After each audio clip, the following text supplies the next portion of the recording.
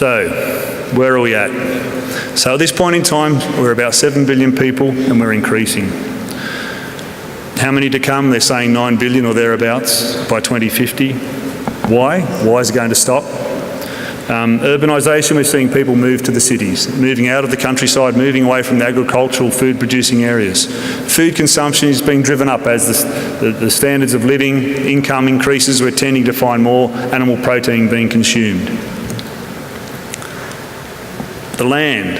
Okay, we found that land, the arable land is plateaued. Okay, will people starve to save a rainforest?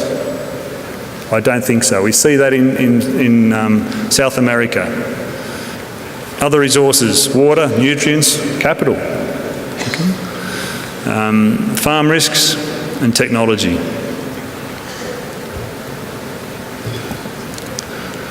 So can we produce more from the same land? Okay, we've got a cap on how much land we can utilise. Studies have shown that, or estimated that 33% of the edible food produced is actually lost or wasted. It's not consumed. Okay, this is around 1.3 billion tonnes of food per year that is just wasted.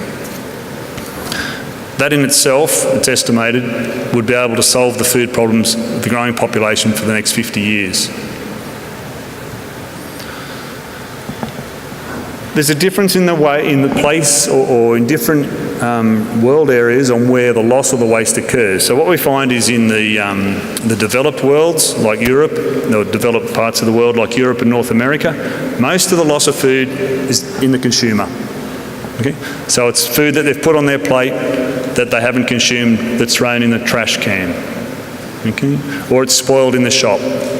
Okay, it's expired, or for some reason, it's usually further down the supply chain where the food is wasted. But what we find in the developing countries, it's not at that end. It's actually when it's being produced. So it's drought, or floods, or some other calamity that reduces the food available then to put into the supply chain. So we need to look at very different scenarios on how we can change or how we can improve the amount of food that we retain in the system, whether it be in a developing country, whether it be in a mature market. Biotech, okay?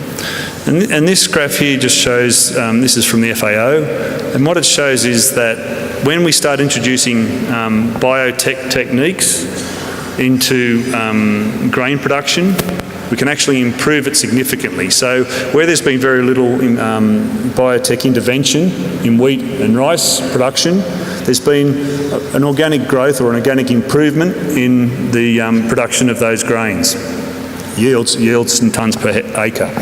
But what we find is maize, where there's been significant more intervention from a genetically modified point of view, we can actually see a much faster growth rate or an improvement in the yields for those products, for those grains, where we can improve genetically.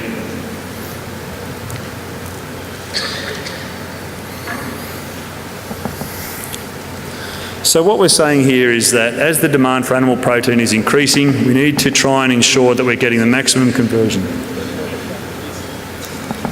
3 minutes? Yeah, I think I'm nearly towards the end, guys, yeah. So we can use things like enzymes, using alternative and improved food ingredients.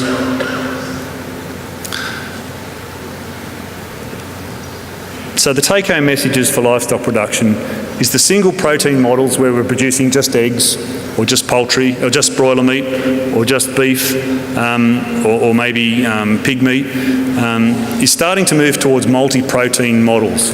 So there's a lot of Chinese companies now buying companies globally that produce not just grains, but they'll produce broilers, they'll produce eggs, they'll produce swine. There's companies in Brazil, JB Swift, are starting to move globally and buying all these other food-producing companies. They're also vertically integrating, so they're no longer just a producer of animals. They're extremely highly vertically integrated. The other thing too is that the complexity of their business is increasing. Okay? To be able to produce more food sustainable and efficiently, it increases the complexity in which we can do it. And obviously risk management also needs to be a company-wide approach to be able to sustain that long-term growth. So as the populations are changing, we're moving more towards urbanised, middle-class type populations. There's less emphasis or focus now on food security. It's not so much food security now, but they're starting to make decisions on things like food quality, animal welfare, environmental custodianship, and just the way their food is produced, organic, natural or conventional. The bottom line is still the feed is our number one cost.